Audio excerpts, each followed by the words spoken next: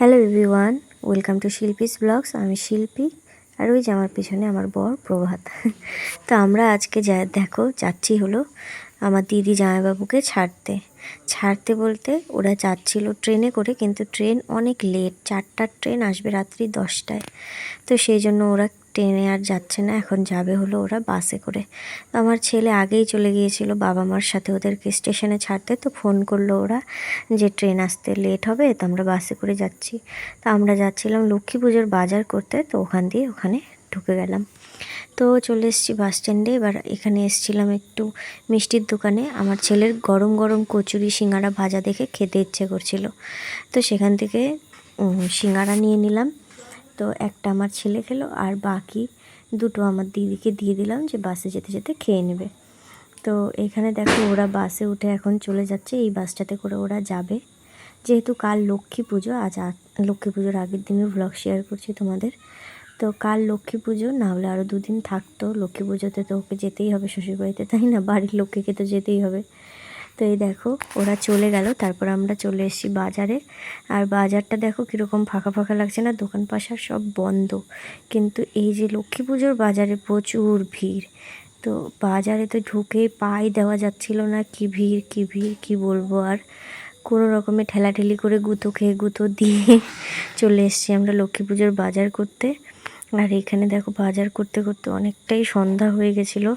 আমার ছেলেরও হাত পা ব্যথা হয়ে গেছিলো, তো আমি ওইদিকে ফল কিনছিলাম, ওর বাবার ঘাড়ে উঠেও বসে আছে আর গান করছে। তো ফল বাজার, দশকর্মার বাজার এগুলো কমপ্লিট হয়ে গেছে, এখন বাকি মা লক্ষ্মীকে নেওয়া। তো আমরা একটা ঠাকুর নিয়ে নিলাম, আমার মাও নিয়ে নিল মায়ের বাড়ির জন্য, আমি নিয়ে নিলাম আমাদের বাড়ির জন্য। তো এই বছরের লক্ষ্মী পুজোটা তো আমি করতে পারবো না, করবে হলো প্রভাত। তো বলেছে তুমি করতে পারবে না, তো কি হয়েছে, আমি করব। আমি নাকি করতে পারবো না এই বছর, আর আমার পক্ষে তো এতক্ষণ উপোস থাকাটাও সম্ভব নয়, সেই জন্যই আর কি।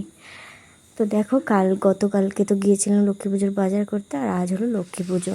তো এবার তো 2 দিন পড়েছে, 2 দিন বলতে আজকে বিকেলে লাগবে, কাল সকালে ছেড়ে যাবে। তো হলো আজ হলো লক্ষ্মী পুজো। তো সারাদিন প্রভাত উপোস আছে, ও কাজেও গিয়েছে আবার উপোস নিয়ে। ও বলছে যে কাজ করলে পরে অত মনে হবে না, কাজ না করে বাড়িতে থাকলে পরে মনে হবে।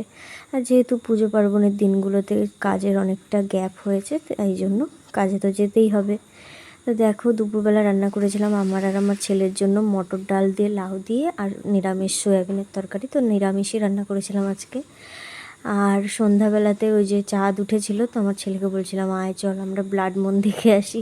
তো চাঁদটা তো দেখলে কি সুন্দর লাল একদম। তো এর মধ্যে আবার প্রভাত চলে এসছে বাড়িতে, সমস্ত কিছু দেখো গুছিয়ে নিয়েছে।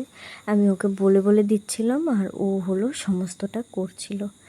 তো এই বছর যেহেতু আমি পুজো করতে পারবো না, আর আমার পক্ষে সত্যি কথা বলতে সম্ভবও নয়, আমি বাড়িতে কোনো কাজই এখন মানে করছি না, কারণ আমার শরীরটা খুব একটা ভালো নেই।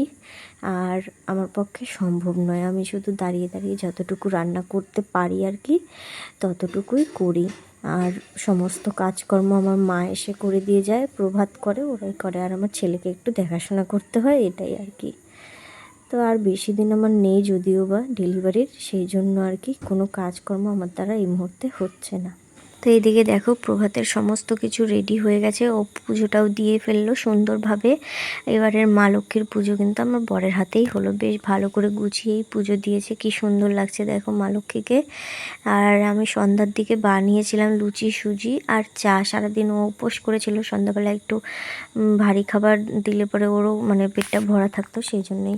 আর এত তাড়াতাড়ি তো ভাত খাবে না, সেই জন্য আমি এগুলো বানিয়েছিলাম। আর প্রসাদগুলো তো সব মিলিয়ে আমরা দেখো 3জন মিলে সন্ধ্যাবেলা খেয়েছি। তারপরে আমার ছেলে আবার কালকে বোম কিনে নিয়ে এসেছিলো ফাটাবে বলে, তো এগুলোই ওরা দুজন বসে বসে ফাটাচ্ছিল, আর আমি দেখছিলাম।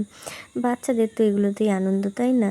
আর এখন আমিও ওর সাথে সারাদিন সেরকমভাবে খেলাধুলা করতে পারি না, কোলে নেওয়া এই সমস্ত কিছু করতে পারি না। তো ও মানে একা একা আর কতক্ষণ আর ইয়ে করবে, তাই ওর বাবা বাড়িতে আসলেও খুব আনন্দ পায়, খেলার একজন ওর সাথী হয়ে যায়, সেই জন্যই আর কি। তো টাটা।